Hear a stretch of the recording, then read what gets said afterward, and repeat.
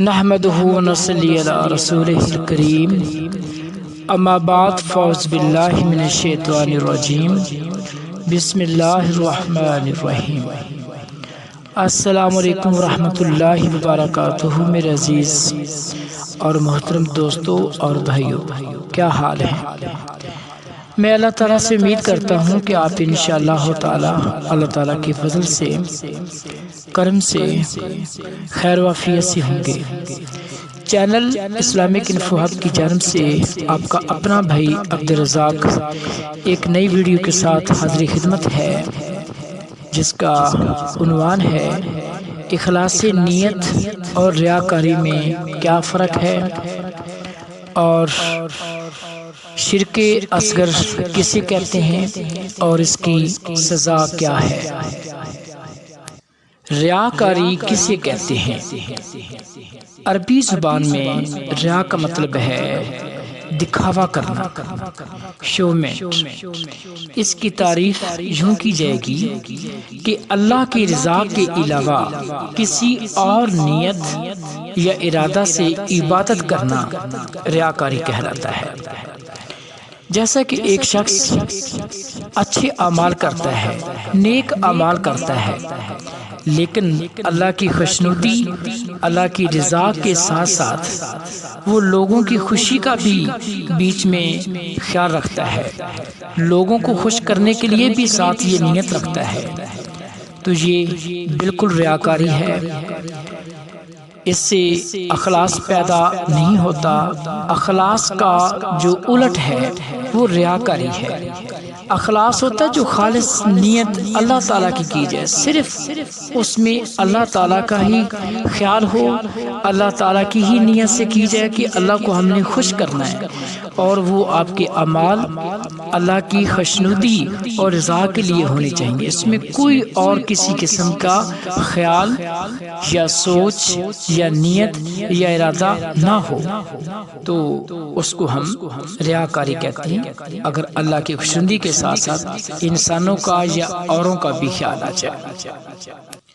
ریاکاری کا جو تعلق ہوتا ہے وہ دل سے ہوتا ہے، نیت سے ہوتا ہے۔ جیسا کہ آپ صلی اللہ علیہ وآلہ وسلم نے کیا خوب ارشاد فرمایا کہ اعمال کا دار و مدار نیتوں پر ہے۔ وہ نیت پہ دیکھا جائے گا کہ اس کا وہ جو عمل تھا اس کے پیچھے اس کی نیت کیا تھی۔ جیسا کہ چور اور چوکیدار، اب چور بھی ساری رات جاگتا ہے اور چوکیدار بھی ساری رات جاگتا ہے۔ چور کی نیت کیا ہوتی ہے کہ مالک جب سو جائے گا تو اس کی میں کوئی نہ کوئی چیز چوری کر لوں گا، تو اس لیے وہ جتنا بھی جاگتا ہے اس کے لیے وہ عذاب ہوگا اور وہ گناہ ہوگا۔ اور دوسرا شخص جو چوکیدار ہے وہ یہ پہرا لگاتا ہے، ساری رات جاگتا رہتا ہے اللہ تعالیٰ کے راستے میں کہ اس کی مخلوق کو کوئی شخص یا درندہ یا کوئی نقصان نہ پہنچا دے یا اس کی کوئی چوری نہ کر لے، تو اس لیے وہ جاگتا رہتا ہے۔ تو چوکیدار کا جاگنا جو ہے اس کے پیچھے اس کی نیت اچھی ہے، اس کو اس کے جاگنے کا ثواب ملے گا، اس کو جزا ملے گی، اور اللہ تعالیٰ کے ہاں وہ محبوب عمل ہے۔ تو دونوں کی نیت میں فرق ہے، جاگ وہ بھی رہا ہے اور جاگ وہ بھی رہا ہے، لیکن چور جاگتا ہے چوری کرنے کے لیے، برا کام کرنے کے لیے، اس لیے اس کا گناہ ہوگا، اور چوکیدار جو جاگتا ہے وہ اللہ تعالیٰ کی عبادت ہی ہے، اللہ کی خوشنودی کے لیے وہ جاگتا ہے، تو اس کی نیت پیچھے اس کی اچھی ہے تو اس کو اس کا ثواب ملے گا۔ بعض اوقات ہمارے کچھ بھائی نیک اعمال کر رہے ہوتے ہیں، حالانکہ وہ اعمال ہم چھپ کے کر ہی نہیں سکتے، جیسے کہ چہرے کے اوپر سنت نبوی صلی اللہ علیہ وسلم یعنی کہ داڑھی مبارک سجانا، بیت اللہ کا حج کرنا، باجماعت نماز پڑھنا، اللہ تعالیٰ کے راستے میں جان دینا، یا اور بھی کافی سارے ایسے اعمال ہوتے ہیں، تو وہ اعمال ہم چھپ کر ہی نہیں سکتے۔ تو وہ جو اعمال ہم نے ظاہر کر کے اللہ تعالیٰ کی خوشنودی کے لیے جو ہم کرتے ہیں، تو کچھ بعض لوگ جو ہے وہ کہتے ہیں کہ یار یہ کوئی لگتا ہے کہ دکھاوا کر رہا ہے، تو دوسرے آدمی کو یہ قطعاً اجازت نہیں ہے کہ وہ اس شخص کے بارے میں کوئی بدگمانی کرے، برا سوچے۔ قرآن پاک میں بڑی سختی کے ساتھ منع کیا گیا ہے کہ اگر کوئی شخص اچھا کام کرتا ہے یا کوئی ایسا کام کرتا ہے تو اس کے لیے برا سوچنا، یہ برا خیال کرنا، یہ بہت بری عادت ہے اور یہ بہت برا فعل ہے، یہ قطعاً نہیں کرنا چاہیے، سوچنا بھی نہیں چاہیے۔ اس کا معاملہ ہے اس کے اللہ کے ہاں، اس کا خدا جانے کہ اس کی نیت کیا ہے کیا نہیں ہے۔ ہمیں اجازت نہیں ہے کسی شخص کے اوپر یہ ایسے الزامات لگانا یا ایسی سوچنا کہ یہ اعمال جو کر رہا ہے یہ ریاکاری کر رہا ہے، یہ دکھاوا کر رہا ہے۔ اس کا معاملہ ہے خدا کے ساتھ، ہمیں اجازت نہیں ہے کہ اس کے بارے میں کوئی بدگمانی کریں۔ بدگمانی کرنا بھی ایک بہت بڑا گناہ ہے اور ہمیں سختی کے ساتھ منع کیا گیا ہے۔ جیسا کہ آپ صلی اللہ علیہ وآلہ وسلم کی خدمت اقدس میں ایک صحابی حضرت اسامہ رضی اللہ تعالی عنہ تشریف لے گئے، حاضر ہوئے اور انہوں نے عرض کیا کہ یا رسول اللہ صلی اللہ علیہ وسلم، میں جہاد کر رہا تھا، جہاد کے میدان میں تھا، تو میرے سامنے ایک کافر آ گیا اور میں نے اس کو قتل کرنے کی خواہش کی، اور اس نے آ کے اچانک فوراً جو ہے وہ کلمہ پڑھ لیا، لا الہ الا اللہ محمد رسول اللہ۔ تو میں نے سوچا، میں نے یہ گمان کیا، میں نے خیال کیا کہ ہو سکتا ہے کہ اس نے مجھے دیکھ کر کلمہ پڑھا ہو، تو مجھے یہ بات گوارا نہ ہوئی، تو میں نے اس کو تلوار کے ساتھ قتل کر دیا، ہلاک کر دیا۔ یہ بات سن کر حضور اکرم صلی اللہ علیہ وآلہ وسلم جلال میں تشریف لے آئے اور بہت زیادہ غصے ہوئے، اور حضرت اسامہ رضی اللہ تعالی عنہ کو منع کیا کہ آپ نے ایسا کیوں کیا ہے؟ کیا آپ نے اس کا دل چیر کر دیکھ لیا تھا؟ کیا آپ اس کے دل کے علم کو، اس کی نیت کو آپ جانتے تھے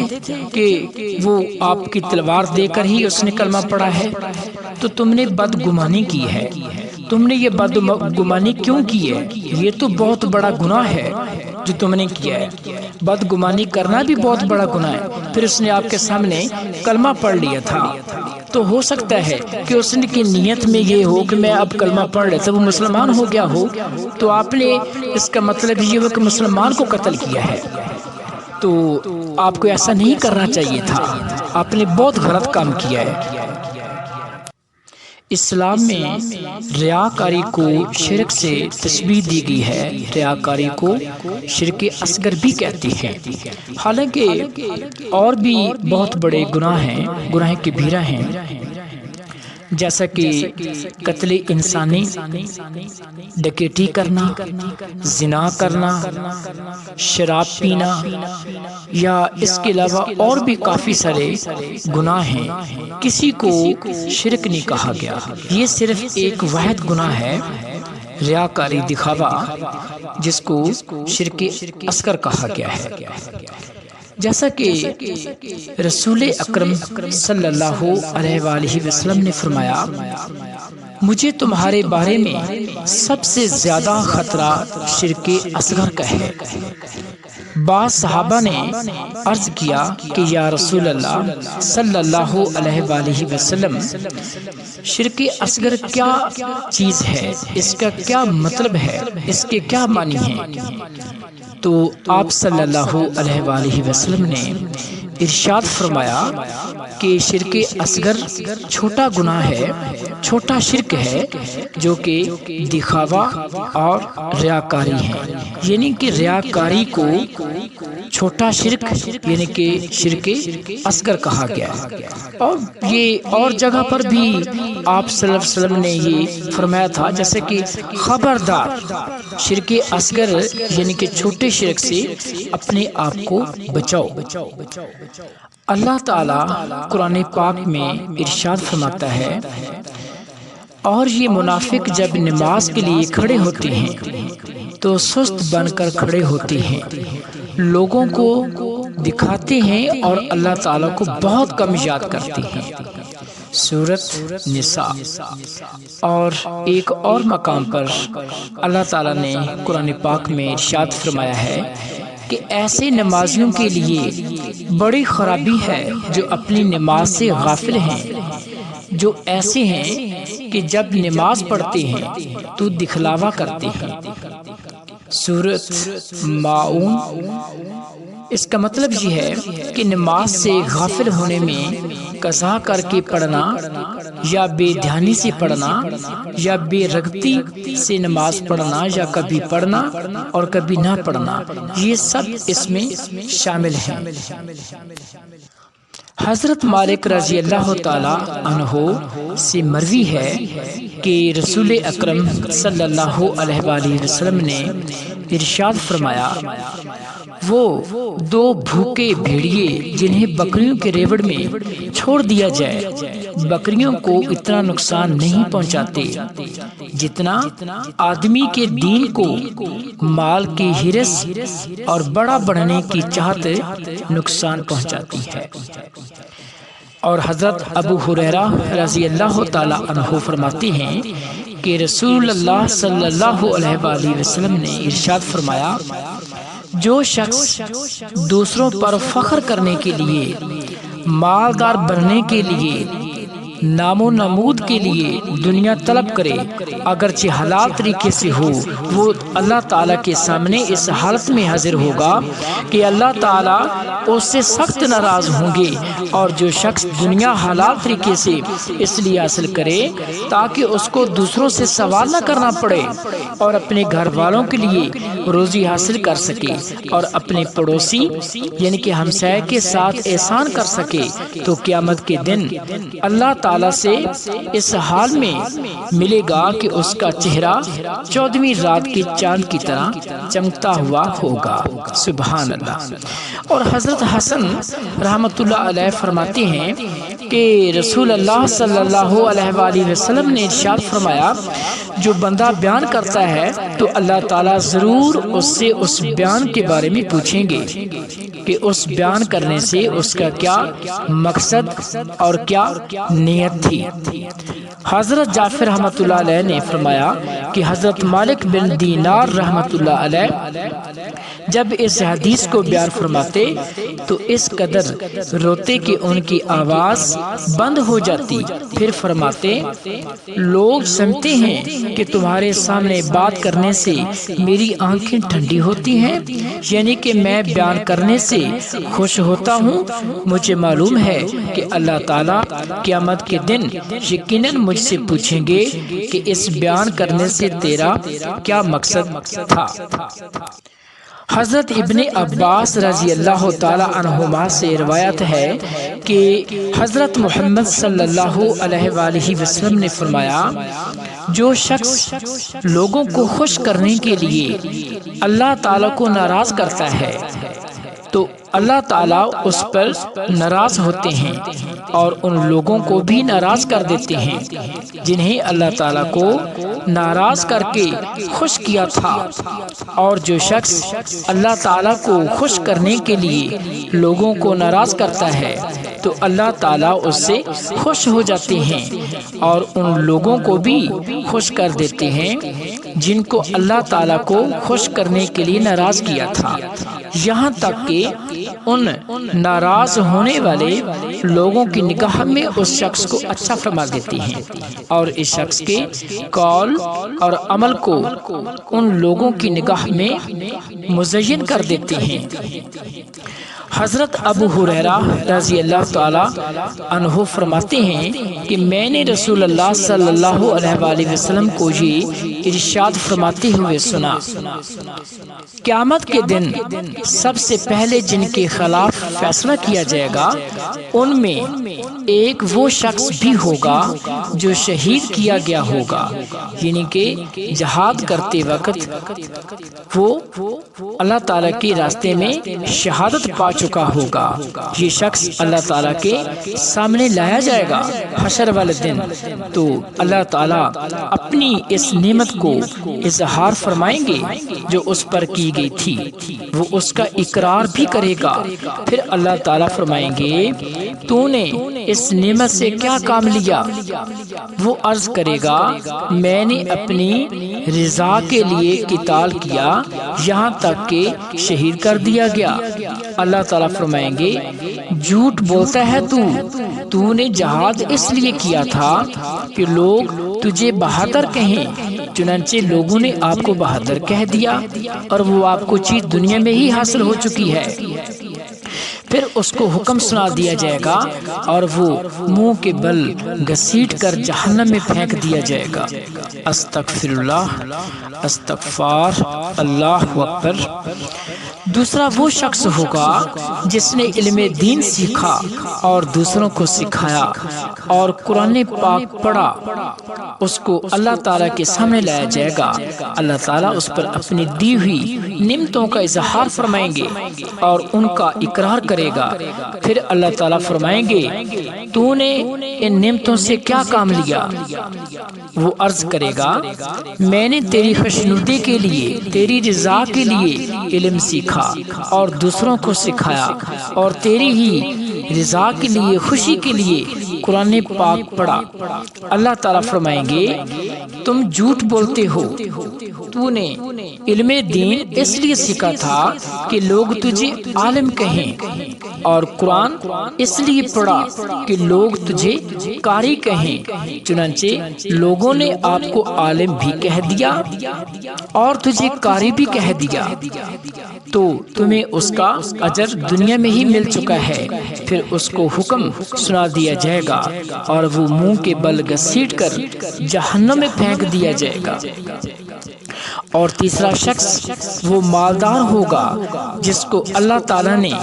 دنیا میں بھرپور دولت دی ہوگی اور ہر قسم کا مال عطا فرمایا ہوگا۔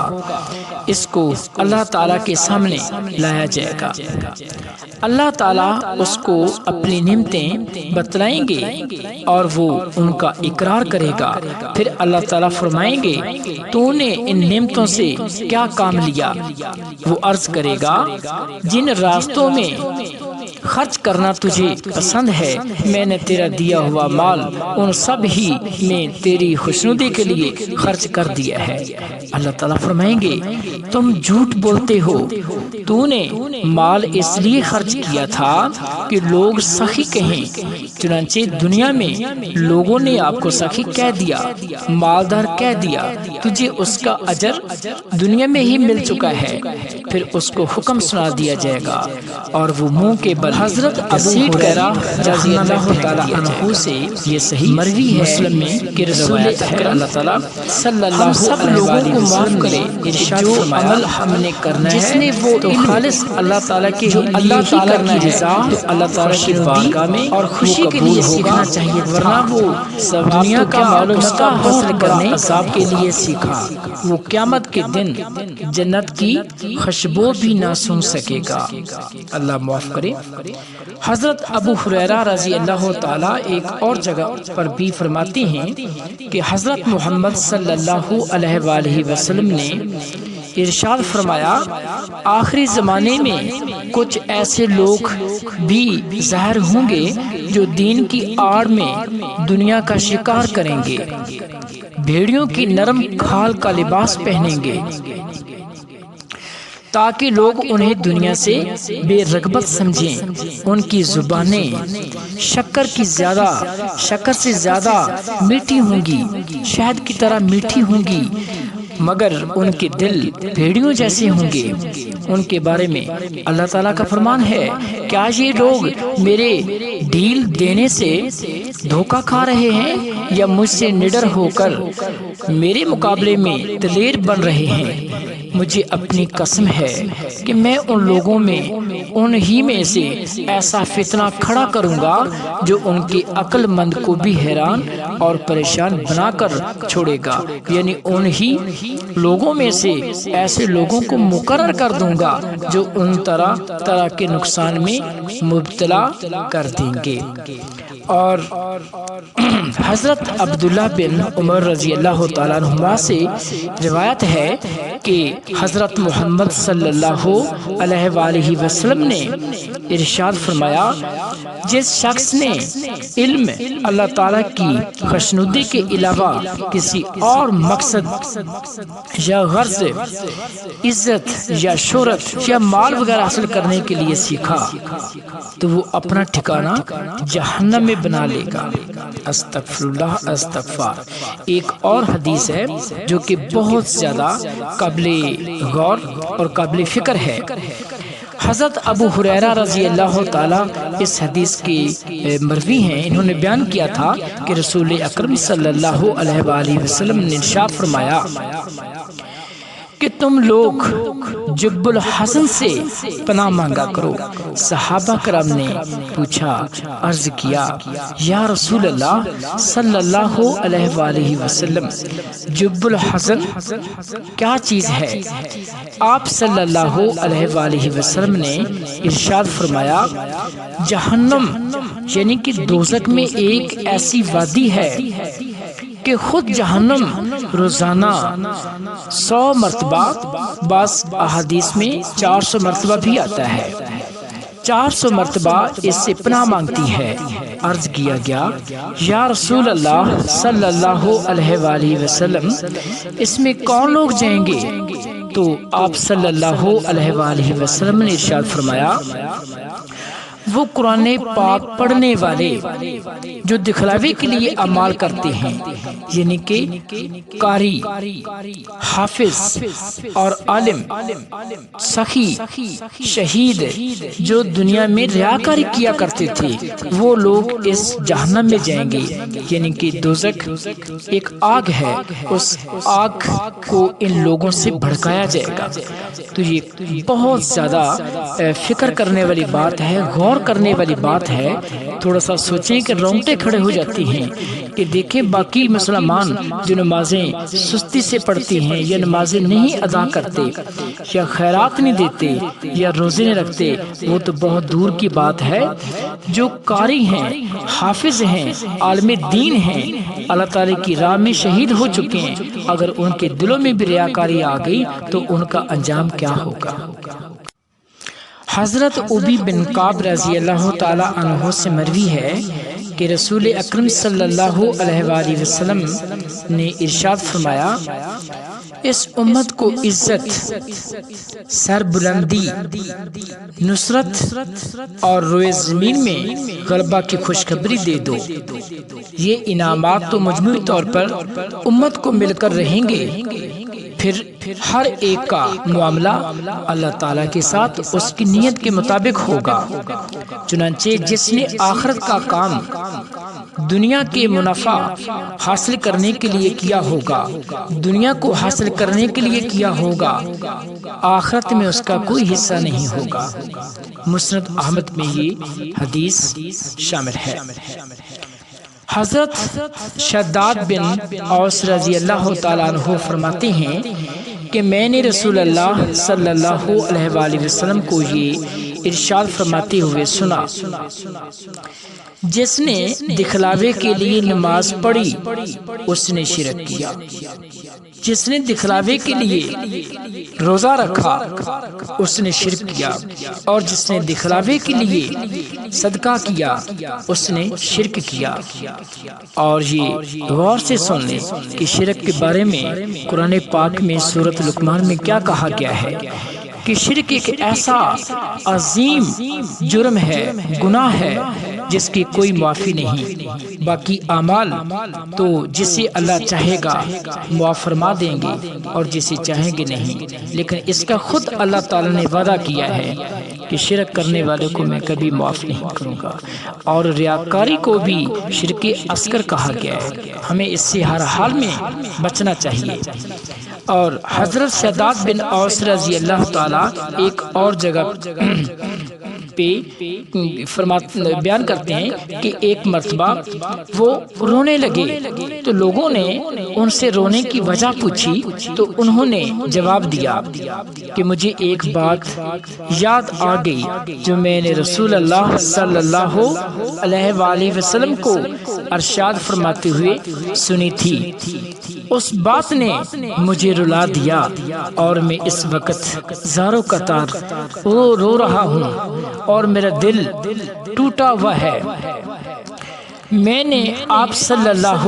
علیہ وآلہ وسلم کو یہ ارشاد فرماتے ہوئے سنا کہ مجھے اپنی امت کے بارے میں شرک اور شہوت خفیہ کا ڈر ہے۔ حضرت شداد رضی اللہ تعالی عنہ فرماتے ہیں کہ میں نے عرض کیا کہ یا رسول اللہ صلی اللہ علیہ وآلہ وسلم، کیا آپ کے بعد آپ کی امت شرک میں مبتلا ہو جائے گی؟ تو آپ صلی اللہ علیہ وآلہ وسلم نے ارشاد فرمایا، ہاں، لیکن وہ نہ تو سورج اور چاند کی عبادت کریں گے اور نہ کسی پتھر اور بت کی پوجا کریں گے، بلکہ اپنے اعمال میں ریاکاری کیا کریں گے۔ شہوت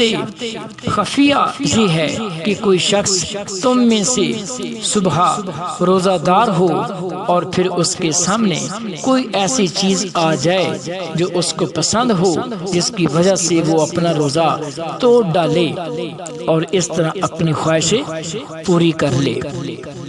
استغفر اللہ استغفار۔ ایک اور حدیث ہے جس کے راوی ہیں حضرت معاذ کہ نبی کریم صلی اللہ علیہ وآلہ وسلم نے ارشاد فرمایا، آخر زمانہ میں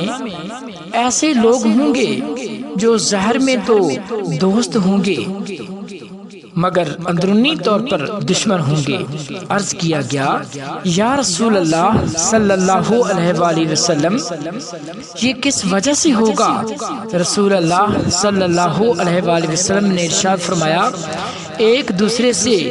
غرض کی وجہ سے ظاہری دوستی تو ہوگی اور اندرونی دشمنی کی وجہ سے وہی ایک دوسرے سے خوف زدہ بھی رہیں گے۔ مطلب یہ ہے کہ لوگوں کی دوستی اور دشمنی کی بنیاد حضرت ابو برزہ رضی اللہ تعالیٰ ذاتی محبت پر ہوگی۔ مروی ہے اللہ تعالیٰ کی حضرت محمد کرنے کے لیے صلی اللہ علیہ وآلہ وسلم نے ارشاد فرمایا، مجھے تم پر اس بات کا اندیشہ ہے کہ تم ایسی گمراہ کن خواہشات میں پڑ جاؤ جن کا تعلق تمہارے پیٹوں اور شرمگاہوں سے ہے، جیسا کہ حرام کھانا، بدکاری کرنا، اور ایسی خواہشات میں پڑ جاؤ گے جو تمہیں راہ حق سے ہٹا کر گمراہی کی طرف لے جائیں گے۔ ایک اور مقام پر حضرت محمد صلی اللہ علیہ وآلہ وسلم نے فرمایا، جس کے راوی ہیں حضرت عبداللہ بن عمرو رضی اللہ تعالی عنہما، کہ جو شخص اپنے عمل کو لوگوں کے درمیان مشہور کرے گا تو اللہ تعالیٰ اس کے اس ریا والے عمل کو اپنی مخلوق کے کانوں تک پہنچا دیں گے کہ یہ شخص ریاکار ہے، اور اس کو لوگوں کی نگاہ میں جھوٹا اور ذلیل کر دیں گے۔ اور حضرت معاذ بن جبل رضی اللہ تعالی عنہ سے مروی ہے کہ اللہ کے پیارے محبوب حضرت محمد صلی اللہ علیہ وآلہ وسلم نے ارشاد فرمایا، جو بندہ دنیا میں شہرت اور دکھلانے کے لیے کوئی نیک عمل کرے گا، اللہ تعالی قیامت کے دن اس بات کو تمام مخلوق کے سامنے شہرت دیں گے کہ اس شخص نے نیک اعمال لوگوں کو دکھلانے کے لیے کیے تھے، جس کی وجہ سے اس کی رسوائی ہوگی۔ استغفر اللہ۔ حضرت انس بن مالک رضی اللہ تعالی عنہ سے مروی ہے کہ حضرت محمد صلی اللہ علیہ وآلہ وسلم نے ارشاد فرمایا قیامت کے دن مہر شدہ اعمال نامے لائے جائیں گے اور وہ اللہ تعالیٰ کے سامنے پیش کیے جائیں گے۔ اللہ تعالیٰ بعض لوگوں کے نامہ اعمال کے بارے میں فرمائیں گے ان کو قبول کر لو، اور بعض لوگوں کے نامہ اعمال کے بارے میں فرمائیں گے کہ ان کو پھینک دو۔ فرشتے عرض کریں گے آپ کی عزت اور جلال کی قسم، ہم نے ان اعمال ناموں میں برائی کے علاوہ تو کچھ اور دیکھا ہی نہیں تھا۔ اللہ تعالیٰ فرمائیں گے وہ اعمال میرے لیے نہیں کیے تھے، میری رضا، میری خوشنودی اور مجھے خوش کرنے کے لیے نہیں کیے تھے، اور میں آج کے دن انہی اعمال کو قبول کروں گا جو صرف میری رضا کے لیے کیے گئے تھے۔ اس آدمی نے تو یہ سب کچھ لوگوں کو دکھانے کے لیے، اوروں کو، غیروں کو، لوگوں کو خوش کرنے کے لیے یہ اعمال کیے تھے۔ ایک روایت میں ہے کہ فرشتے عرض کریں گے آپ کی عزت کی قسم، ہم نے تو وہی لکھا جو اس نے عمل کیا، اور وہ سب اعمال اچھے اور نیک ہی ہیں۔ اللہ تعالیٰ فرمائیں گے کہ فرشتوں تم سچ کہتے ہو، تمہاری بات بالکل ٹھیک ہے، بجا ہے، لیکن اس کے اعمال میری خوشنودی کے لیے نہیں تھے، کسی اور غرض کے لیے کیے گئے تھے۔ حضرت انس رضی اللہ تعالی عنہ سے مروی ہے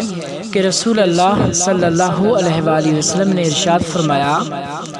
ہلاک کرنے والی چیزیں یہ ہیں جو انسان کے اعمال کو برباد کر دیتی ہیں، ہلاک کر دیتی ہیں۔ وہ بخل جس کی اطاعت کی جائے، یعنی بخل کیا جائے، وہ خواہش نفس جس پر چلا جائے، اور آدمی کا اپنے آپ کو بہتر سمجھنا اور دوسرے لوگوں کو اپنے سے کم سمجھنا۔ اور حضرت ابو ہریرہ رضی اللہ تعالی عنہ سے روایت ہے کہ رسول اکرم صلی اللہ علیہ وآلہ وسلم نے ارشاد فرمایا بدترین شخص وہ ہے جو دوسرے کی دنیا کے لیے اپنی آخرت کو برباد کرے، یعنی دوسرے کو دنیاوی فائدہ پہنچانے کے لیے اللہ تعالیٰ کو ناراض کرے، اور اللہ تعالیٰ کو ناراض کرنے والا کام کر کے اپنی آخرت کو برباد کرے۔ اس سے بڑھ کر ذلیل اور بدترین شخص کون ہو سکتا ہے؟ حضرت عمر بن خطاب رضی اللہ تعالیٰ عنہ سے مروی ہے کہ اللہ تعالیٰ کے پیارے محبوب حضرت محمد صلی اللہ علیہ وآلہ وسلم نے ارشاد فرمایا مجھے اس امت پر سب سے زیادہ ڈر اس منافق کا ہے جو زبان کا عالم ہو، علم کی باتیں کرتا ہو، علم کی باتیں سناتا ہو، لیکن ایمان اور عمل سے خالی ہو۔ لوگوں کو تو علم بانٹتا پھرے اور دین سکھاتا پھرے، لیکن خود اس پر عمل نہ کرے، یعنی کہ ایسے انسان کو ہم منافق بھی کہہ سکتے ہیں اور ریاکار بھی کہہ سکتے ہیں۔ یہاں پہ منافق سے مراد ریاکار یا فاسق شخص لیا جائے گا۔ حضرت عبداللہ بن قیس خزاعی رضی اللہ تعالی عنہ رسول اکرم صلی اللہ علیہ وآلہ وسلم کا ارشاد نقل فرماتے ہوئے بیان کرتے ہیں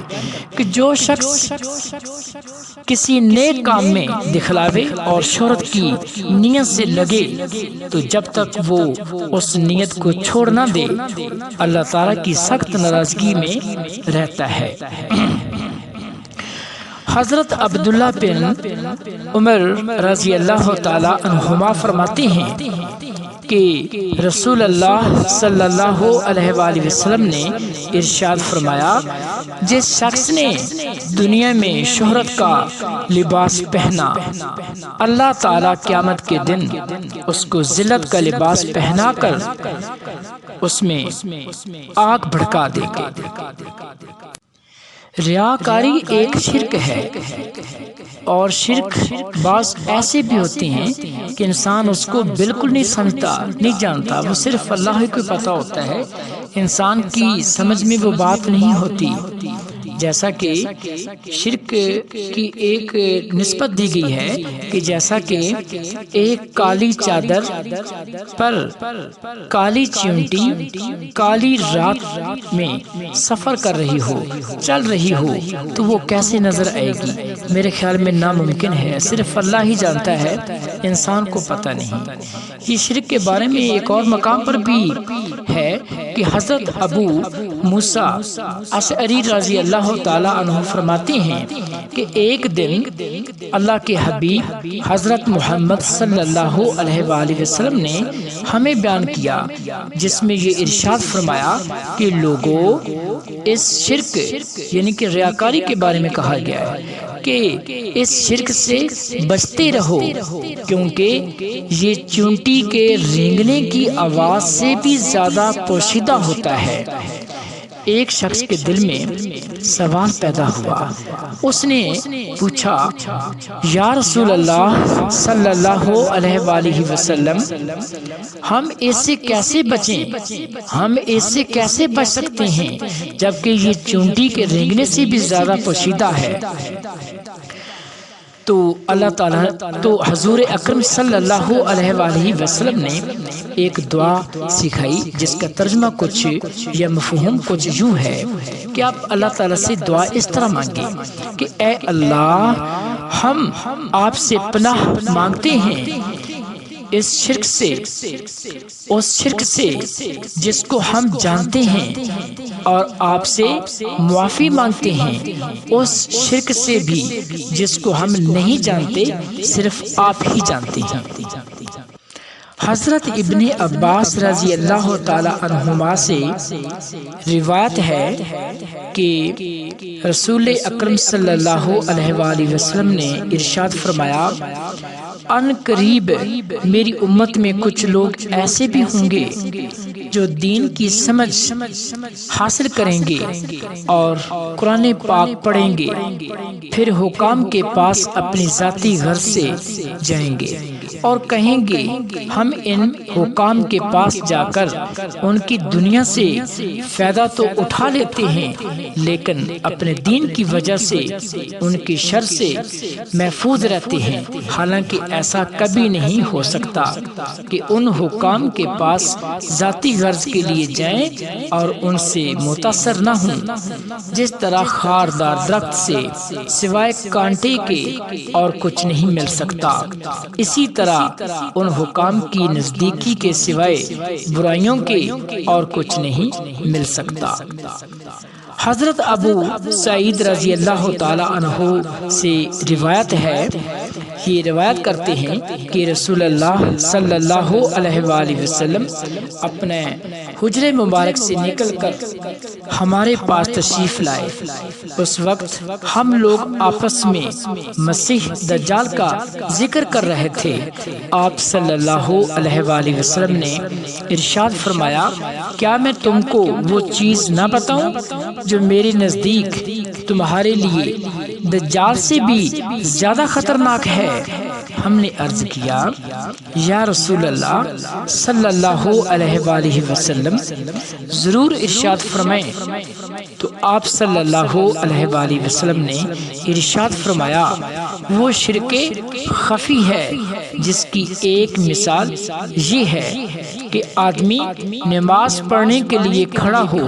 اور نماز کو سنوار کر اس لیے پڑھے کہ کوئی دوسرا شخص اس کو نماز پڑھتے دیکھ رہا ہو اور اس کے دل میں یہ خیال آ رہا ہو کہ یہ آدمی کتنا خوبصورت نماز پڑھتا ہے۔ یہ ابن ماجہ میں حدیث ہے۔ حضرت انس بن مالک رضی اللہ تعالی عنہ نبی کریم صلی اللہ علیہ وآلہ وسلم کا ارشاد نقل فرماتے ہیں کہ انسان کے برا ہونے کے لیے اتنا کافی ہے کہ دین یا دنیا کے بارے میں اس کی طرف انگلیوں سے اشارہ کیا جائے۔ مگر یہ کہ کسی کو اللہ تعالیٰ ہی محفوظ رکھیں۔ یہاں پہ انگلیوں سے اشارہ کا مطلب مشہور ہونا ہے۔ حدیث میں مراد یہ ہے کہ دین کے معاملہ میں شہرت کا ہونا دنیا کے بارے میں مشہور ہونے سے زیادہ خطرناک ہے، کیونکہ شہرت حاصل ہونے کے بعد اپنی بڑائی کے احساس سے بچنا ہر ایک کے بس کا کام نہیں ہے۔ البتہ اگر کسی کی شہرت غیر اختیاری طور پر اللہ تعالیٰ کی طرف سے ہو اور اللہ تعالیٰ اسے محض اپنے فضل سے نفس اور شیطان سے محفوظ رکھیں تو ایسے مخلصین کے حق میں شہرت خطرناک نہیں ہوتی۔ حضرت عمر بن خطاب رضی اللہ تعالی عنہ سے مروی ہے کہ وہ ایک دن مسجد نبوی تشریف لے گئے تو دیکھا حضرت معاذ رضی اللہ تعالی عنہ رسول اللہ صلی اللہ علیہ وآلہ وسلم کی قبر مبارک کے پاس بیٹھے رو رہے تھے اور وہ زارو قطار روئے جا رہے تھے۔ حضرت عمر بن خطاب رضی اللہ تعالی عنہ نے دریافت کیا، پوچھا کہ اے معاذ، آپ اتنا زیادہ کیوں رو رہے ہیں، کیوں چلا رہے ہیں، کیوں زارو قطار رو رہے ہیں؟ تو انہوں نے کہا، مجھے ایک بات کی وجہ سے رونا آ رہا ہے جو میں نے رسول اکرم صلی اللہ علیہ وآلہ وسلم سے سنی تھی۔ آپ صلی اللہ علیہ وآلہ وسلم نے ارشاد فرمایا تھا، تھوڑا سا دکھاوا بھی شرک ہے، اور جس شخص نے اللہ تعالیٰ کے کسی دوست سے دشمنی کی تو اس نے اللہ تعالیٰ کو جنگ کی دعوت دی، اور بے شک اللہ تعالیٰ ایسے لوگوں سے محبت فرماتے ہیں جو نیک ہوں، متقی ہوں، پرہیزگار ہوں، اور ایسے چھپے ہوئے ہوں کہ جب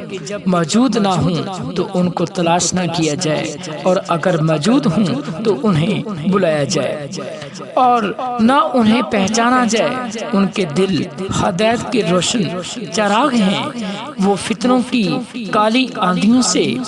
دل کی روشنی کی وجہ سے اپنے دین کو بچاتے ہوئے نکل جاتے ہیں۔ حضرت ابو امامہ رضی اللہ تعالی عنہ حضور اکرم صلی اللہ علیہ وآلہ وسلم کی خدمت اقدس میں حاضر ہوئے اور عرض کیا کہ یا رسول اللہ صلی اللہ علیہ وآلہ وسلم، ایک شخص جہاد کرنے کے لیے جاتا ہے، میدان جنگ میں لڑتا ہے اور لڑتے لڑتے شہید ہو جاتا ہے، مگر اس کے دل میں دو خیال تھے۔ ایک خیال یہ تھا کہ یہ شہادت میری صرف اللہ کی خوشنودی اور رضا کے لیے تھی، اور دوسرا یہ بھی ہے کہ لوگ مجھے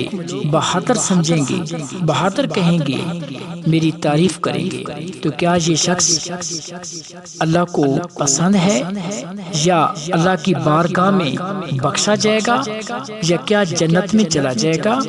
تو آپ صلی اللہ علیہ وآلہ وسلم نے فرمایا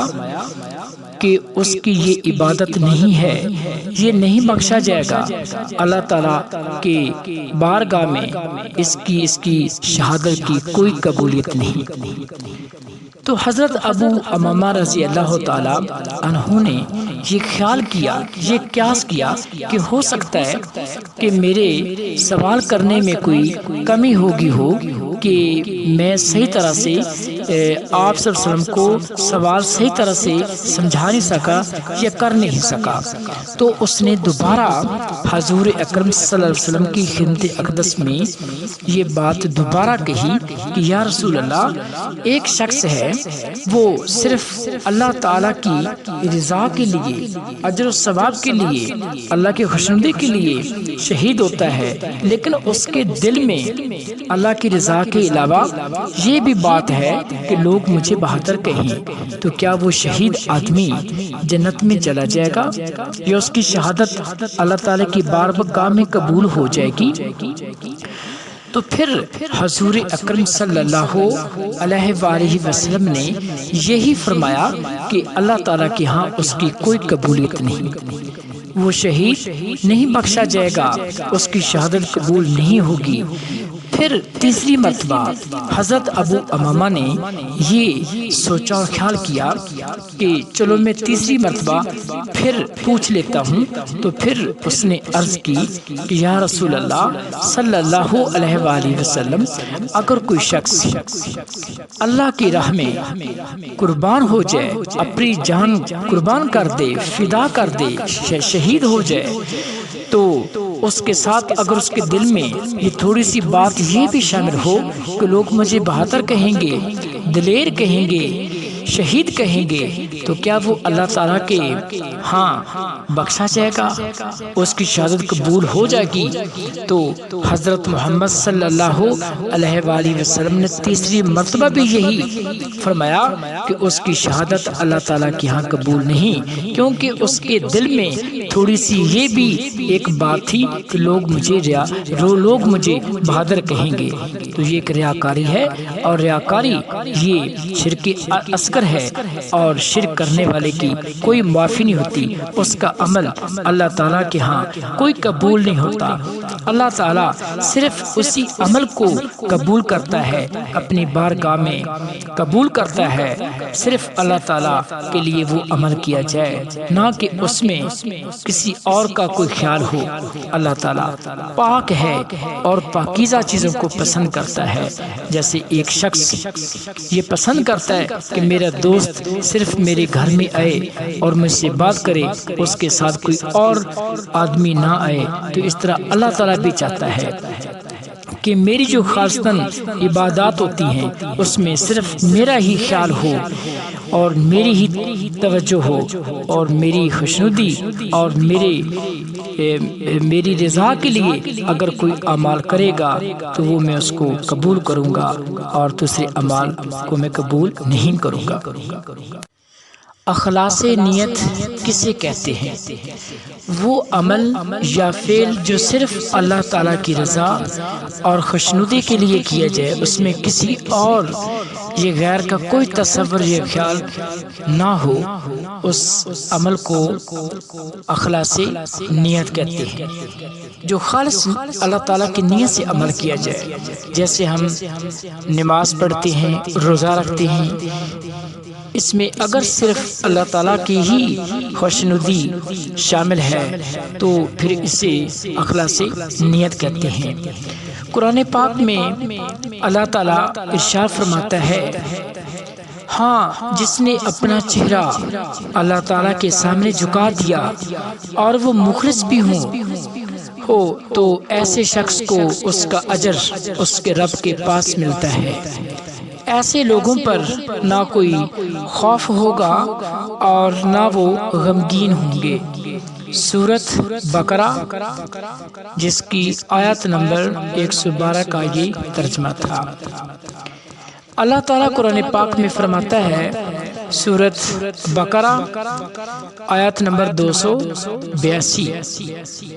اور اللہ تعالیٰ کی خوشنودی ہی کے لیے خرچ کیا کرو۔ ایک اور جگہ پر اللہ تعالیٰ فرماتا ہے قرآن مجید میں، سورۃ آل عمران آیت نمبر 245 میں، جو شخص دنیا میں اپنے عمل کا بدلہ چاہے گا اسے دنیا ہی میں دے دیں گے، اور آخر میں یعنی کہ آخرت میں اس کے لیے کوئی حصہ نہ ہوگا، اور جو شخص آخرت کا بدلہ چاہے گا ہم اس کو آخرت کا ثواب عطا فرمائیں گے اور دنیا میں بھی دیں گے، اور ہم بہت جلد شکر گزاروں کو بدلہ دیں گے، یعنی ان لوگوں کو بہت جلد بدلہ دیں گے جو آخرت کے ثواب کی نیت سے عمل کرتے ہیں۔ جیسا کہ حضرت صالح علیہ السلام نے اپنی قوم سے فرمایا، میں تم سے اس تبلیغ پر کوئی بدلہ نہیں چاہتا، میرا بدلہ تو رب العالمین ہی کے ذمہ ہے۔ اللہ تعالیٰ قرآن مجید میں سورۃ الروم آیت نمبر 39 میں فرماتا ہے،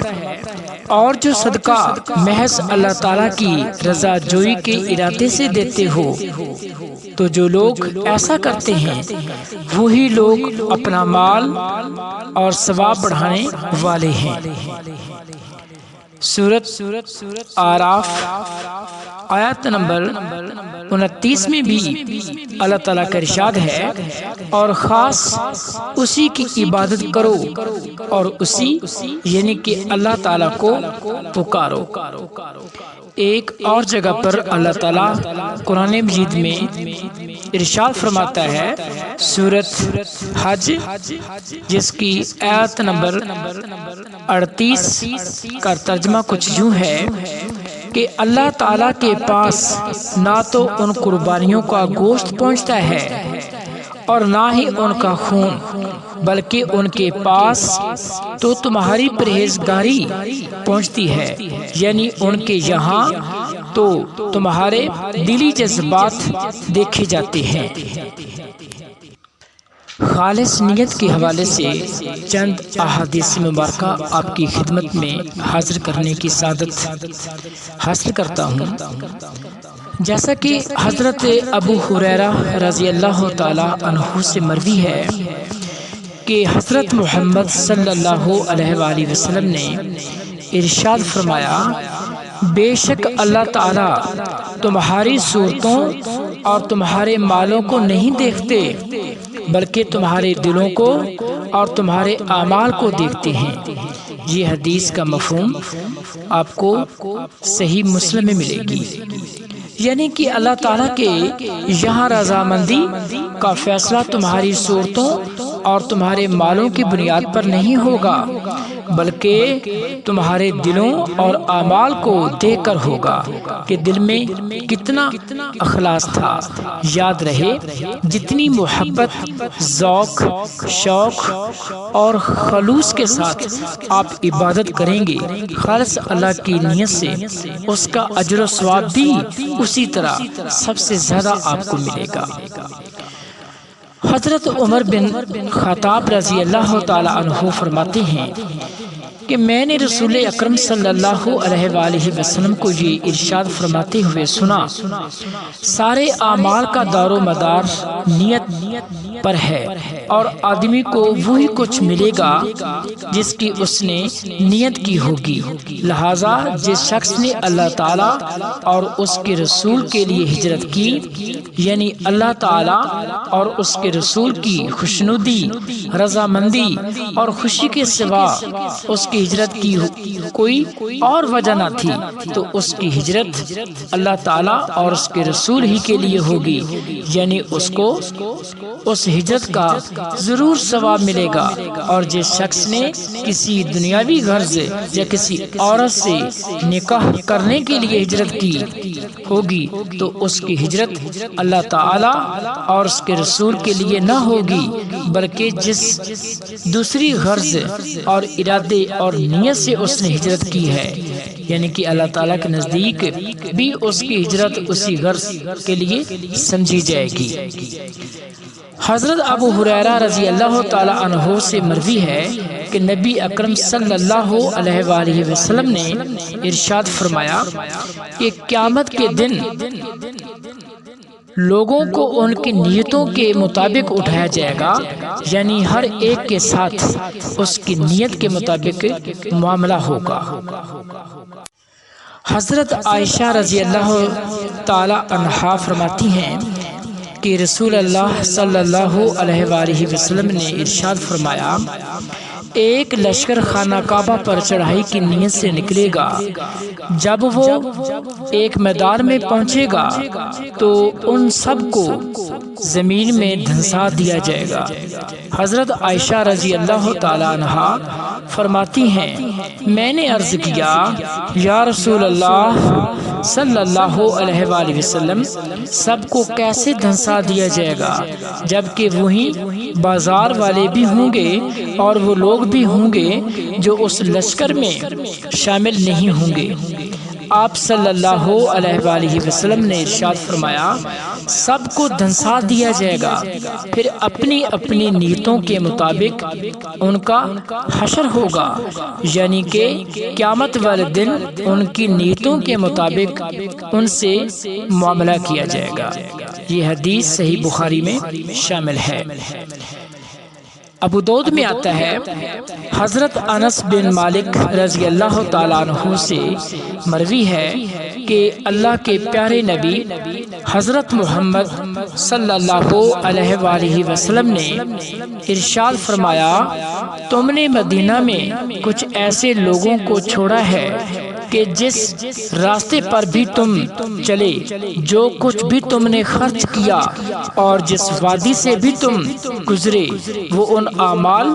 کے اجر و ثواب میں تمہارے ساتھ شریک رہے۔ صحابہ رضی اللہ تعالی عنہم نے عرض کیا یا رسول اللہ وہ کیسے ہمارے ساتھ شریک رہے حالانکہ وہ تو مدینہ میں ہی ہیں؟ نبی کریم صلی اللہ علیہ وآلہ وسلم نے ارشاد فرمایا وہ تمہارے ساتھ نکلنا چاہتے تھے لیکن عذر نے ان کو روک دیا، لہذا وہ آپ کے ساتھ ہی تھے۔ ایک اور جگہ پر حضرت محمد صلی اللہ علیہ وآلہ وسلم نے فرمایا، صحیح بخاری میں آتا ہے جس کے راوی ہیں حضرت ابن عباس رضی اللہ تعالی عنہما، کہ رسول اللہ صلی اللہ علیہ وآلہ وسلم نے ارشاد فرمایا اللہ تعالیٰ نے نیکیوں اور برائیوں کے بارے میں ایک فیصلہ فرشتوں کو لکھوا دیا، پھر اس کی تفصیل یوں بیان فرمائی کہ جو شخص نیکی کا ارادہ کرے اور پھر کسی وجہ سے نہ کر سکے تو اللہ تعالیٰ اس کے لیے پوری ایک نیکی لکھ دیتے ہیں، اور اگر ارادہ کرنے کے بعد اس نیکی کو کر لے تو اس کے لیے اللہ تعالیٰ 10 نیکیوں سے 700 تک بلکہ اس سے بھی آگے کئی گنا تک لکھ دیتے ہیں، اور جو شخص کسی برائی کا ارادہ کرے اور پھر اس کے کرنے سے رک جائے تو اللہ تعالیٰ اس کے لیے ایک پوری نیکی لکھ دیتے ہیں، کیونکہ اس کا برائی سے رکنا اللہ تعالیٰ کے ڈر کی وجہ سے ہے، اور اگر ارادہ کرنے کے بعد اس نے وہ گناہ کر لیا تو اللہ تعالیٰ اس کے لیے ایک ہی گناہ لکھے گا۔ سبحان اللہ، کتنے اللہ تعالیٰ رحیم ہیں، کریم ہیں، فضل والے ہیں، اور انسان سے کتنی محبت کرتے ہیں۔ حضرت ابو ہریرہ رضی اللہ تعالی عنہ سے مروی ہے کہ اللہ کے پیارے محبوب حضرت محمد صلی اللہ علیہ وآلہ وسلم نے ارشاد فرمایا، یہ حدیث صحیح بخاری سے لی گئی ہے، جس کا ترجمہ یا مفہوم کچھ یوں ہے کہ ایک آدمی نے اپنے دل میں کہا کہ میں آج رات چپکے سے صدقہ کروں گا، چنانچہ رات کو چپکے سے صدقہ کا مال لے کر نکلا اور بے خبری میں ایک چور کے ہاتھ میں دے دیا۔ صبح لوگوں میں چرچا ہوا کہ رات چور کو صدقہ دیا گیا۔ صدقہ کرنے والے نے کہا یا اللہ، چور کو صدقہ دینے میں بھی آپ کے لیے ہی تعریف ہے کہ اس سے بھی زیادہ برے آدمی کو دیا جاتا تو میں کیا کر سکتا تھا۔ پھر اس نے ارادہ کیا کہ آج رات بھی ضرور صدقہ کروں گا کہ پہلا تو میرا صدقہ ضائع ہو گیا ہے۔ چنانچہ رات کو صدقہ کا مال لے کر نکلا اور بے خبری میں صدقہ ایک بدکار عورت کو دے دیا۔ صبح جب ہوئی تو شہرت اور چرچا ہوا کہ آج رات بدکار عورت کو صدقہ دیا گیا ہے۔ اس نے کہا اے اللہ، بدکار عورت کو صدقہ دینے میں بھی آپ ہی کے لیے تعریف ہے کہ میرا مال تو اس قابل بھی نہ تھا۔ پھر تیسری مرتبہ ارادہ کیا کہ آج رات ضرور صدقہ کروں گا۔ چنانچہ رات کو صدقہ کا مال لے کر نکلا اور اسے ایک مالدار کے ہاتھ میں دے دیا۔ صبح جب ہوئی تو چرچا ہوا کہ رات مالدار کو صدقہ دیا گیا۔ صدقہ دینے والے نے کہا، یا اللہ، چور، بدکار عورت اور مالدار کو صدقہ دینے پر آپ ہی کے لیے تعریف ہے کہ میرا مال تو ایسے لوگوں کو دینے کے قابل بھی نہ تھا۔ خواب میں بتایا گیا کہ تیسرا صدقہ قبول ہو گیا ہے۔ تیرا صدقہ چور پر اس لیے کرایا گیا کہ شاید وہ اپنی چوری کی عادت سے توبہ کر لے، اور بدکار عورت پر اس لیے کہ شاید وہ بدکاری سے توبہ کر لے۔ جب وہ دیکھے گی کہ بدکاری کے بغیر بھی اللہ تعالیٰ عطا فرماتے ہیں تو اس کو غیرت آئے گی، اور مالدار پر اس لیے تاکہ اسے عبرت حاصل ہو کہ اللہ تعالیٰ کے بندے کس طرح چھپ کر صدقہ کرتے ہیں۔ اس کی وجہ سے شاید وہ بھی اس مال میں سے جو اللہ تعالیٰ نے اسے عطا فرمایا اللہ تعالیٰ کے راستے میں خرچ کرنے لگے۔ یہ حدیث صحیح بخاری میں ہے، اور صحیح بخاری میں ایک اور حدیث بھی خالص نیت کے حوالے سے ہے، جیسے کہ حضرت عبداللہ بن عمر رضی اللہ تعالی عنہما فرماتے ہیں کہ میں نے رسول اللہ صلی اللہ علیہ وآلہ وسلم کو یہ ارشاد فرماتے ہوئے سنا، تم سے پہلے کسی امت کے 3 شخص ایک ساتھ سفر پر نکلے، چلتے چلتے رات ہو گئی، اندھیرا چھا گیا۔ رات گزارنے کے لیے وہ ایک غار میں داخل ہو گئے۔ اسی دوران پہاڑ سے ایک چٹان گری جس نے غار کے منہ کو بند کر دیا۔ یہ دیکھ کر انہوں نے کہا کہ اس چٹان سے نجات کی یہی صورت ہے کہ سب کے سب اپنے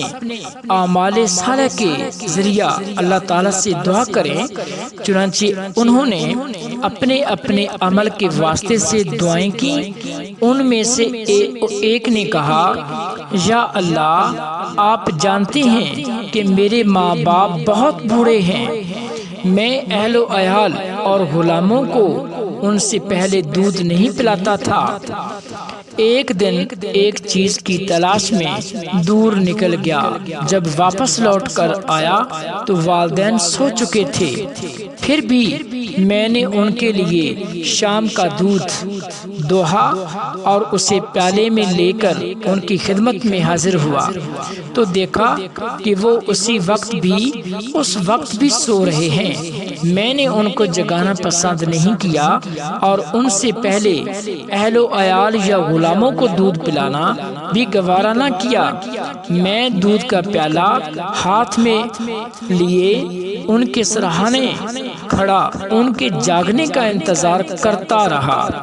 یہاں تک کہ صبح ہو گئی اور وہ بیدار ہوئے جاگے تو میں نے انہیں دودھ دیا۔ اس وقت انہوں نے اپنے شام کے حصے کا دودھ پیا۔ یا اللہ، اگر میں نے یہ کام صرف آپ کی خوشنودی کے لیے کیا تھا تو ہم اس چٹان کی وجہ سے جس مصیبت میں پھنس گئے ہیں اس سے ہمیں نجات عطا فرما۔ اس دعا کے نتیجہ میں وہ چٹان تھوڑی سی سرک گئی اور ایسا سا ایک سائڈ پہ ہوگی، لیکن باہر نکلنا ابھی تک ممکن نہیں ہوا۔ رسول اللہ صلی اللہ علیہ وآلہ وسلم ارشاد فرماتے ہیں کہ دوسرے شخص نے دعا کی، یا اللہ، میری ایک چچا زاد بہن تھی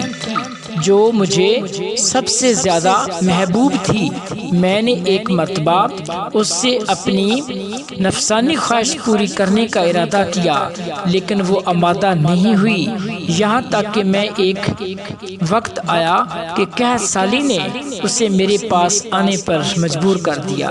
میں نے اسے اس شرط پر 120 دینار دیے کہ وہ تنہائی میں مجھ سے ملے۔ وہ آمادہ ہو گئی، یہاں تک کہ جب میں اس پر قابو پا چکا اور قریب تھا تھا کہ میں اپنی نفسانی خواہش پوری کروں تو اس نے کہا کہ میں تمہارے لیے اس بات کو حلال نہیں سمجھتی کہ تم اس مہر کو ناحق توڑو۔ یہ سن کر میں اپنے برے ارادے سے باز آ گیا اور میں اس سے دور ہو گیا، حالانکہ مجھے اس سے بہت زیادہ محبت تھی، اور میں نے وہ سونے کے دینار بھی چھوڑ دیے جو اسے دیے تھے۔ یا اللہ، اگر میں نے یہ کام آپ کی رضا کے لیے، آپ کی خوشی کے لیے کیا تھا تو ہماری اس مصیبت کو دور فرما دیں۔ چنانچہ وہ چٹان کچھ سرک گئی، لیکن پھر بھی نکلنا ممکن نہیں ہوا تھا۔ تیسرے شخص نے دعا کی، یا اللہ، کچھ مزدوروں کو میں نے مزدوری پر رکھا تھا، سب کو میں نے مزدوری دے دی، صرف ایک مزدور اپنی مزدوری کے لیے بغیر چلا گیا تھا، میں نے اس کے مزدوری کی رقم کو کاروبار میں لگا دیا، یہاں تک کہ مال میں بہت کچھ اضافہ ہو گیا۔ کچھ عرصہ بعد وہ ایک دن آیا اور آ کر کہا، اللہ کے بندے، مجھے میری مزدوری دے۔ میں نے کہا، یہ اونٹ، گائے، بکریاں اور غلام جو تمہیں نظر آ رہے ہیں یہ تمہاری مزدوری ہے، یعنی تمہاری مزدوری کا کاروبار میں میں نے لگا کر یہ منافع حاصل ہوئے ہیں۔ اس نے کہا، اللہ کے بندے، مذاق نہ کر۔ میں نے کہا، مذاق نہیں کر رہا، حقیقت بیان کر رہا ہوں۔ چنانچہ میری وضاحت کے بعد وہ سارا مال لے گیا، کچھ نہ چھوڑا۔ یا اللہ، اگر میں نے یہ کام صرف آپ کی رضا کی خاطر کیا تھا تو یہ مصیبت جس میں ہم پھنسے ہوئے ہیں دور فرما دیں۔ چنانچہ وہ چٹان بالکل سرک گئی اور غار کا منہ بالکل مکمل کھل گیا، اور سب لوگ، تینوں لوگ، وہ باہر تشریف لے گئے۔ سبحان اللہ۔ یہ صحیح بخاری میں حدیث ہے جس کا مفہوم میں نے ادا کیا ہے، اور اب جس حدیث کا مفہوم بیان کرنے کی سعادت حاصل کروں گا یہ جامعہ ترمذی سے لی گئی ہے، جس کے جو راوی ہیں وہ حضرت ابو قبشہ انماری رضی اللہ تعالی عنہ ہیں۔ انہوں نے نبی کریم صلی اللہ علیہ وآلہ وسلم کو ارشاد فرماتے ہوئے سنا، میں قسم کھا کر 3 چیزیں بیان کرتا ہوں اور اس کے بعد ایک بات خاص طور سے تمہیں بتاؤں گا، اس کو اچھی طرح محفوظ رکھنا۔ وہ 3 باتیں جن پر میں قسم کھاتا ہوں ان میں سے پہلی یہ ہے کہ کسی بندہ کا مال صدقہ کرنے سے کم نہیں ہوتا۔ دوسری یہ ہے کہ جس شخص پر ظلم کیا جائے اور وہ اس پر صبر کرے تو اللہ تعالیٰ اس صبر کی وجہ سے اس کی عزت بڑھاتے ہیں۔ تیسری یہ ہے کہ جو شخص لوگوں سے مانگنے کا دروازہ کھولتا ہے اللہ تعالیٰ اس پر فقر کا دروازہ کھول دیتے ہیں۔ پھر آپ صلی اللہ علیہ وآلہ وسلم نے ارشاد فرمایا، ایک بات تمہیں بتاتا ہوں،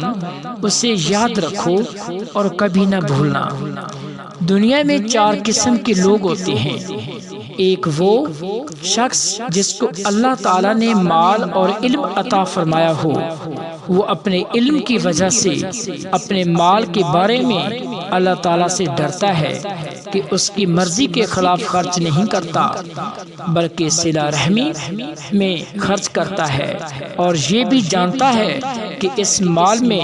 اللہ تعالیٰ کا حق ہے، اس لیے مال نیک کاموں میں خرچ کرتا ہوں۔ یہ شخص قیامت میں سب سے بہترین درجوں میں ہوگا۔ دوسرا وہ شخص جس کو اللہ تعالیٰ نے علم عطا فرمایا اور مال نہیں دیا، وہ سچی نیت رکھتا ہے اور یہ تمنا کرتا ہے، خواہش کرتا ہے کہ اگر میرے پاس مال ہوتا تو میں بھی فلاں کی طرح نیک کاموں میں خرچ کرتا، تو اللہ تعالیٰ اس کی نیت کی وجہ سے اس کو بھی وہی ثواب دیتے ہیں جو پہلے شخص کا ہے۔ اس طرح ان دونوں کا ثواب برابر ہو جاتا ہے۔ تیسرا وہ شخص ہے جس کو اللہ تعالیٰ نے مال دیا مگر علم عطا نہیں کیا، وہ اپنے مال میں علم نہ ہونے کی وجہ سے گڑبڑ کرتا ہے، بے جا خرچ کرتا ہے، نہ اس مال میں اللہ تعالیٰ کا خوف کرتا ہے، نہ صلہ رحمی کرتا ہے، اور نہ یہ جانتا ہے کہ اللہ تعالیٰ کا اس مال میں حق ہے، یہ شخص قیامت میں بدترین درجہ میں ہوگا۔ چوتھا وہ شخص ہے کہ جس کو اللہ تعالیٰ نے نہ مال دیا نہ علم عطا کیا، وہ تمنا کرتا ہے کہ اگر میرے پاس مال ہوتا تو میں بھی فلاں یعنی تیسرے آدمی کی طرح بے جا خرچ کرتا، تو اس کو اس نیت کا گناہ ہوتا ہے اور اس کا اور تیسرے آدمی کے گناہ برابر ہو جاتا ہے، یعنی اچھے یا برے ارادے پر اسی جیسا ثواب اور گناہ ہوتا ہے جو اچھے یا برے عمل پر ہوتا ہے۔ مدینہ منورہ کے ایک صاحب فرماتے ہیں کہ حضرت معاویہ رضی اللہ تعالی عنہ نے حضرت عائشہ رضی اللہ تعالی عنہا کو خط لکھا کہ آپ مجھ کو کوئی نصیحت لکھ کر بھیج دیں جو مختصر ہو، زیادہ لمبی نہ ہو۔ حضرت اما عائشہ رضی اللہ تعالی عنہا نے سلام مسنون اور حمد و صلات کے بعد لکھا، میں نے رسول اللہ صلی اللہ علیہ وآلہ وسلم کو یہ ارشاد فرماتے ہوئے سنا ہے، جو شخص اللہ تعالیٰ کی خوشنودی کی تلاش میں لوگوں کی ناراضگی سے بے فکر ہو کر لگا رہا، اللہ تعالیٰ لوگوں کی ناراضگی کے نقصان سے اس کی کفایت فرما دیں گے، اور جو شخص اللہ تعالیٰ کی ناراضگی سے بے فکر ہو کر لوگوں کو خوش کرنے میں لگا رہا تو اللہ تعالیٰ اسے لوگوں کے حوالے کر دیں گے۔ والسلام علیکہ، تم پر اللہ تعالیٰ کا سلام ہو۔ تو یہ جامع ترمذی سے حدیث پاک کا مفہوم لیا گیا ہے۔ ایک اور حدیث میں آتا ہے کہ حضرت زید بن ثابت رضی اللہ تعالیٰ عنہ فرماتے ہیں کہ میں نے رسول اللہ صلی اللہ علیہ وآلہ وسلم کو یہ ارشاد فرماتے ہوئے سنا، جس شخص کا مقصد دنیا بن جائے اللہ تعالیٰ اس کے کاموں کو بکھیر دیتے ہیں، یعنی ہر کام میں اس کو پریشان کر دیتے ہیں، فقر کا خوف اس کی آنکھوں کے سامنے کر دیتے ہیں، اور دنیا اسے اتنی ہی ملتی ہے جتنی اس کے لیے پہلے سے مقدر تھی، اور جس شخص کی نیت آخرت کی ہو تو اللہ تعالیٰ اس کے کاموں کو آسان فرما دیتے ہیں، اس کے دل کو غنی فرما دیتے ہیں، اور دنیا ذلیل ہو کر اس کے پاس آتی ہے۔ ابن ماجہ سے یہ حدیث پاک کا مفہوم لیا گیا ہے۔ ایک اور حدیث کا مفہوم ہے کہ اللہ کے نبی حضرت محمد صلی اللہ علیہ وآلہ وسلم نے ارشاد فرمایا، جو شخص سونے کے لیے اپنے بستر پر آئے اور اس کی نیت یہ ہو کہ رات کو اٹھ کر تہجد پڑھوں گا، پھر نیند کا ایسا غلبہ آ جائے کہ صبح ہی آنکھ کھلے تو اس کے لیے تہجد کا ثواب لکھ دیا جاتا ہے، اور اس کا سونا اس کے رب کی طرف سے اس کے لیے عطیہ ہو جاتا ہے۔ یہ صحیح نسائی سے یہ لی گئی ہے حدیث۔ تو بات کرنے کا مقصد یہ ہے کہ انسان جس چیز کی نیت کرتا ہے وہی اس کے نام اعمال میں لکھی جاتی ہے۔ نیت اگر اچھی ہے، عمل اگر کسی مجبوری کے باعث نہ بھی ہو سکے تو اس کا ثواب اس کو ضرور ملے گا۔ کسی صحابی نے حضور اکرم صلی اللہ علیہ وآلہ وسلم سے پوچھا کہ یا رسول اللہ صلی اللہ علیہ وآلہ وسلم، ایمان کیا ہے؟ آپ صلی اللہ علیہ وآلہ وسلم نے ارشاد فرمایا، ایمان اخلاص ہے۔ حضرت ثوبان رضی اللہ تعالیٰ عنہ سے مروی ہے کہ میں نے رسول اکرم صلی اللہ علیہ وآلہ وسلم کو یہ ارشاد فرماتے ہوئے سنا، اخلاص والوں کے لیے خوشخبری ہو کہ وہ اندھیروں میں چراغ ہیں، ان کی وجہ سے سخت فتنے دور ہو جاتے ہیں۔ حضرت ابو امامہ رضی اللہ تعالی عنہ رسول اکرم صلی اللہ علیہ وسلم کا ارشاد نقل کرتے ہیں، پوشیدہ خفیہ طور پر صدقہ کرنا اللہ تعالیٰ کے غصہ کو ٹھنڈا کرتا ہے۔ حضرت ابو ذر رضی اللہ تعالی عنہ سے مروی ہے کہ رسول اکرم صلی اللہ علیہ وآلہ وسلم سے دریافت کیا گیا، ایسے شخص کے بارے میں فرمائیے جو نیک عمل کرتا ہے اور اس کی وجہ سے لوگ اس کی تعریف کرتے ہیں، کیا اسے نیک عمل کرنے کا ثواب ملے گا؟ لوگوں کا اس کی تعریف کرنا یا ریاکاری میں تو داخل نہیں ہوگا۔ آپ صلی اللہ علیہ وآلہ وسلم نے ارشاد فرمایا، یہ تو مومن کو جلد ملنے والی بشارت ہے۔ یہ صحیح مسلم سے حدیث لی گئی ہے جس کا یہ کچھ مفہوم تھا۔ ام المومنین حضرت عائشہ رضی اللہ تعالی عنہا بیان کرتی ہیں کہ میں نے رسول اکرم صلی اللہ علیہ وآلہ وسلم سے ایک آیت سنی جس کا مطلب کچھ یوں ہے کہ جو لوگ دیتے ہیں، جو کچھ بھی دیتے ہیں اور اس پر بھی ان کے دل ڈرتے رہتے ہیں۔ حضرت عائشہ رضی اللہ تعالی عنہا نے عرض کیا، کیا اس آیت میں وہ لوگ مراد ہیں جو شراب پیتے ہیں اور چوری کرتے ہیں؟ یعنی کیا ان کا ڈرنا گناہوں کے ارتکاب کی وجہ سے ہے؟ تو نبی کریم صلی اللہ علیہ وآلہ وسلم نے ارشاد فرمایا، صدیق کی بیٹی یہ مراد نہیں بلکہ آیت کریمہ میں ان لوگوں کا ذکر ہے جو روزہ رکھنے اور نماز پڑھنے والے اور صدقوں خیرات کرنے والے ہیں، اور وہ اس بات سے ڈرتے ہیں کہ کسی خرابی کی وجہ سے ان کے نیک اعمال قبول نہ ہوں۔ یہی وہ لوگ ہیں جو دوڑ کر نیکیاں بھلائیاں حاصل کر رہے ہیں، اور یہی لوگ ان بھلائیوں کی طرف بڑھ جانے والے ہیں۔ جامع ترمذی سے یہ حدیث کا مفہوم بیان کیا گیا ہے۔ ایک اور حدیث کا مفہوم ہے، حضرت طاؤس رحمۃ اللہ علیہ فرماتے ہیں کہ ایک صحابی نے عرض کیا، یا رسول اللہ، میں بعض اوقات کسی نیک کام کے لیے کھڑا ہوتا ہوں اور میرا ارادہ اس سے اللہ تعالیٰ ہی کی رضا ہوتی ہے، اور اس کے ساتھ دل میں یہ خواہش بھی ہوتی ہے کہ لوگ میرے عمل کو دیکھیں۔ آپ نے یہ سن کر خاموشی اختیار فرمائی، یہاں تک کہ اللہ تعالیٰ نے ایک آیت فرمائی جس کا ترجمہ کچھ یوں ہے کہ جو شخص اپنے رب سے ملنے کی آرزو رکھتا ہو اور اس کا محبوب بننا چاہتا ہو تو اسے چاہیے کہ وہ نیک کام کرتا رہے اور اپنے رب کی عبادت میں کسی کو شریک نہ کرے۔ اس کا مطلب یہ ہوا کہ جس شرک سے منع کیا گیا ہے وہ ریاکاری ہے، چونکہ ریاکاری شرک اصغر ہے،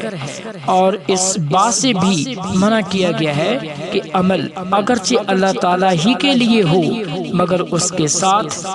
اگر کوئی نفسانی غرض بھی شامل ہو تو یہ بھی ایک قسم کا شرک خفی ہے جو انسان کے سارے عمل کو ضائع کر دیتا ہے۔ حضرت ابو امامہ بہلی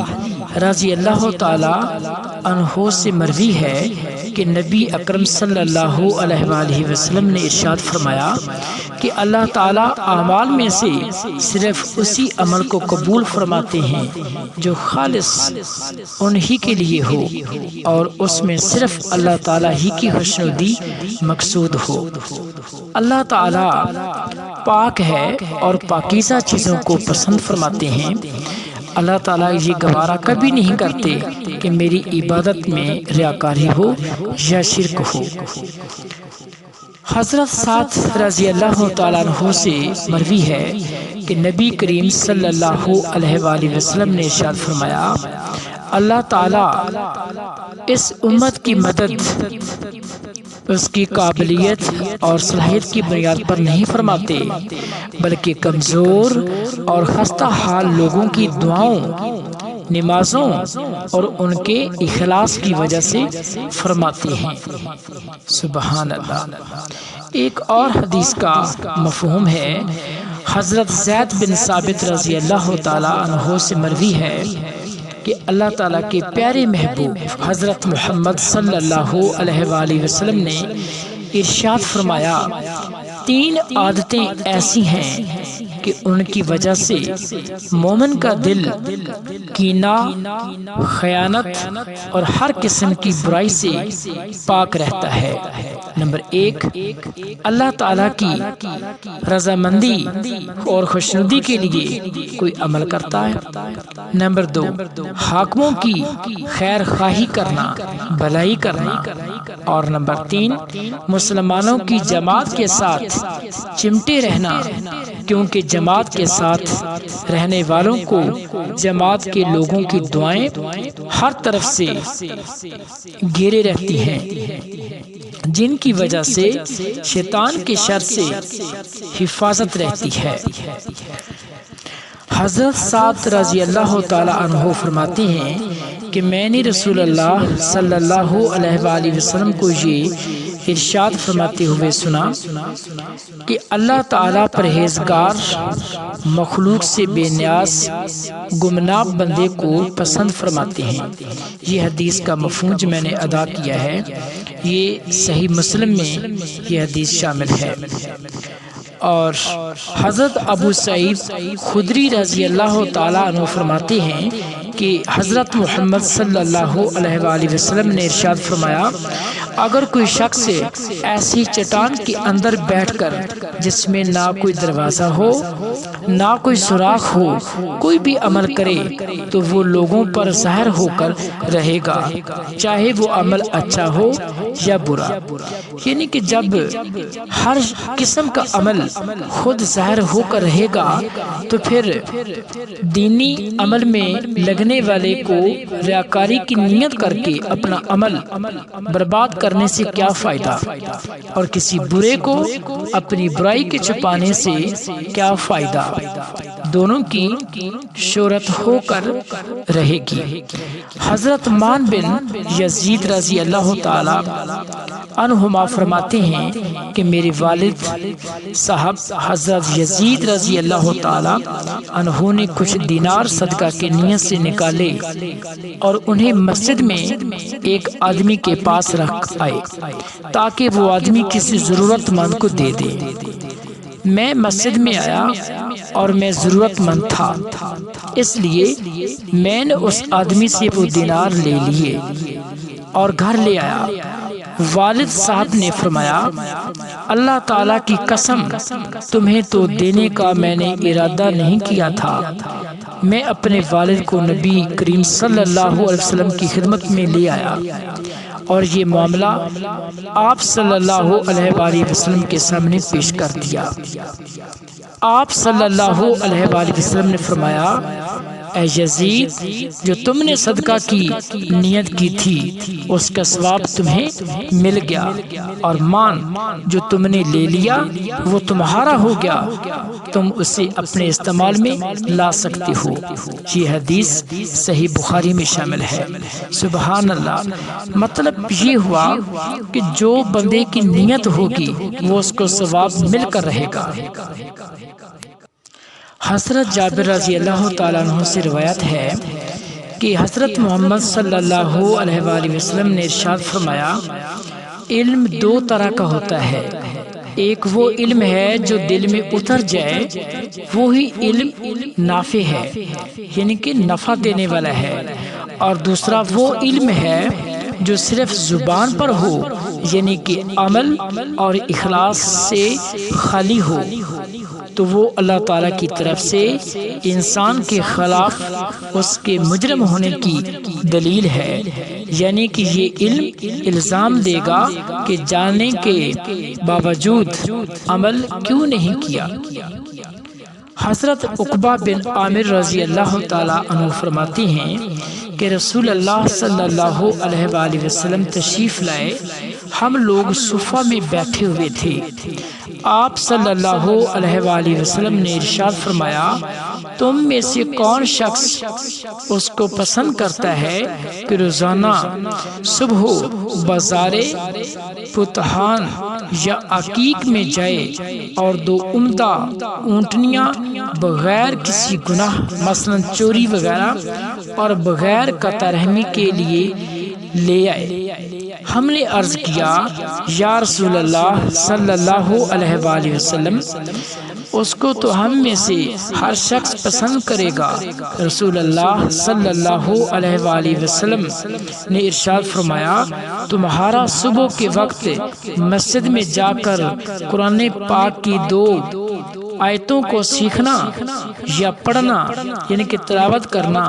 2 اونٹنیوں سے، 3 آیتوں کا 3 اونٹنیوں سے اور 4 کا 4 سے افضل ہے، اور ان کے برابر اونٹوں سے افضل ہے۔ حضرت انس رضی اللہ تعالی عنہ فرماتے ہیں کہ رسول اللہ صلی اللہ علیہ وآلہ وسلم نے ارشاد فرمایا، قیامت کی علامات میں سے یہ ہے کہ علم اٹھا لیا جائے گا، جہالت آ جائے گی، شراب کھلا پی جائے گی اور زنا پھیل جائے گا۔ یہ حدیث صحیح بخاری میں شامل ہے، جس کا مفہوم میں نے آپ کو سنایا ہے۔ حضرت عبداللہ بن مسعود رضی اللہ تعالی عنہ فرماتے ہیں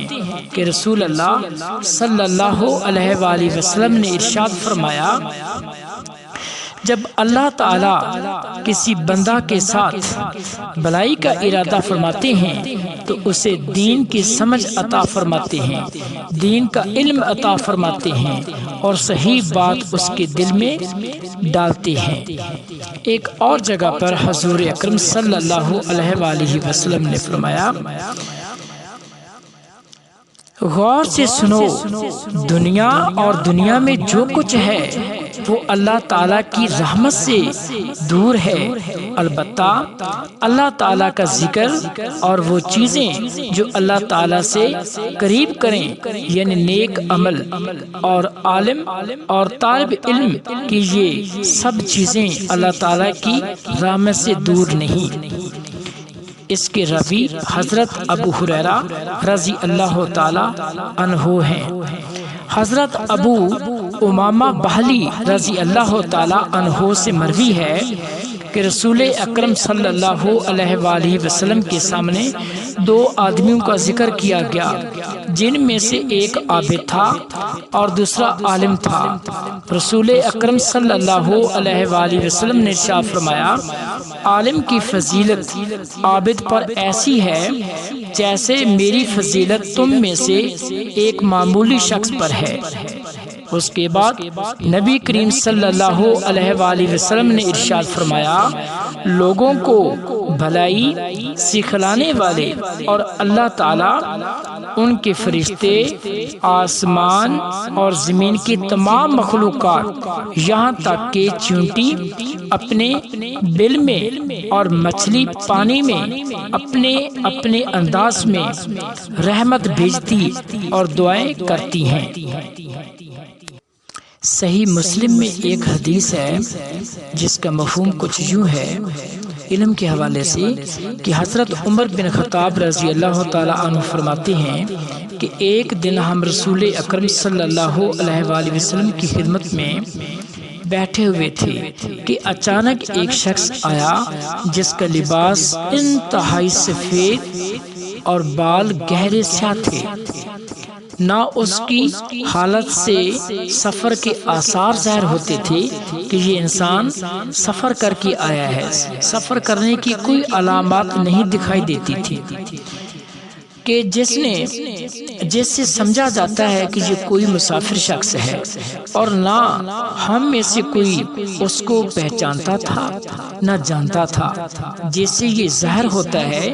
کہ یہ مدینہ کا مقامی ہے۔ بہرحال وہ شخص رسول اکرم صلی اللہ علیہ وآلہ وسلم کے اتنے قریب آ کر بیٹھا کہ اپنے گھٹنے آپ صلی اللہ علیہ وآلہ وسلم کے گھٹنوں سے ملا لیے اور اپنے دونوں ہاتھ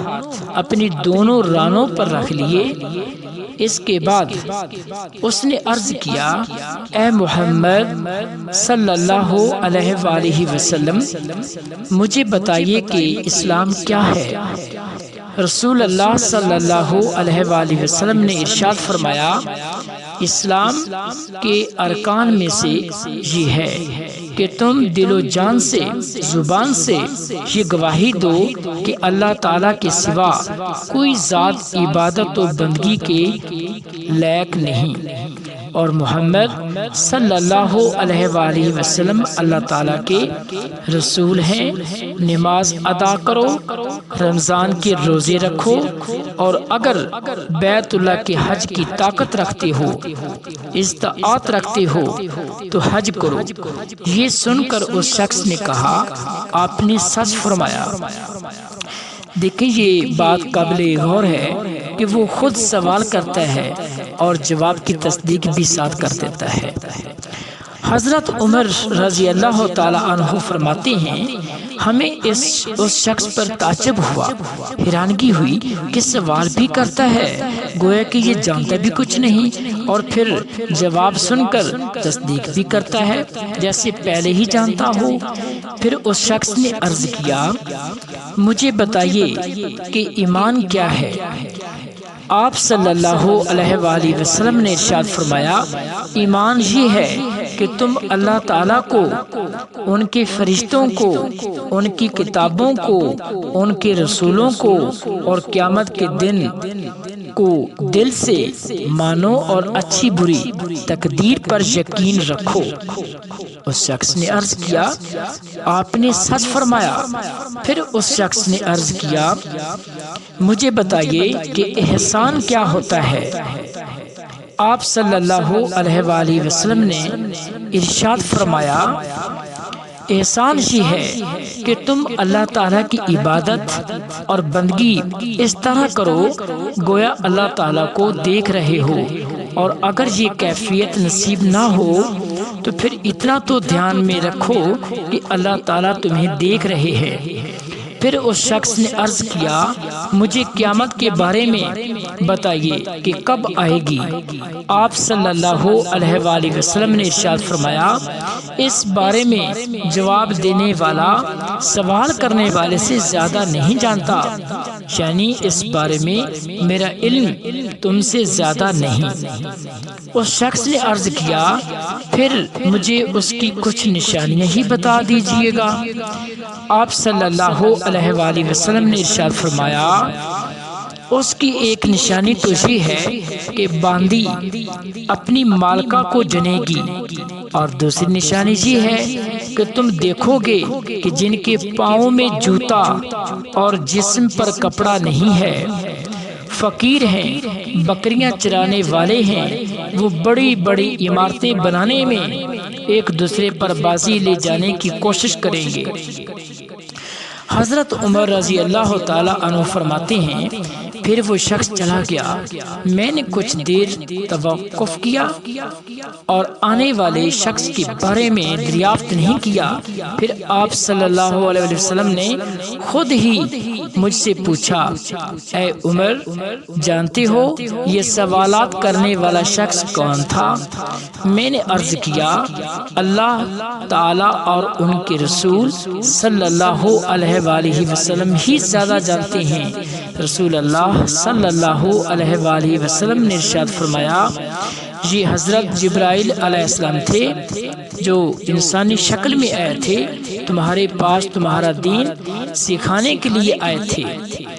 یہ صحیح مسلم میں حدیث ہے جس کا ترجمہ میں نے مفہوم کچھ بیان کرنے کی سعادت حاصل کی ہے۔ یہ ویڈیو تھوڑی سی لمبی ہو گئی ہے، اس کا ٹاپک بھی کچھ اس طرح کا تھا کہ علم کی فضیلت اور اخلاصی نیت کیا ہے، ریاکاری کسے کہتے ہیں اور اس سے کیسے بچا جا سکتا ہے۔ تو ٹاپک چونکہ 3 اکٹھے میں نے کیے تھے تو اس لیے ٹائم کافی ہو گیا ہے۔ انشاءاللہ تعالی ہم نیکسٹ ویڈیو کے ساتھ ملیں گے، تب تک کے لیے اللہ حافظ، اللہ حامی و ناصر، السلام علیکم ورحمۃ اللہ وبرکاتہ۔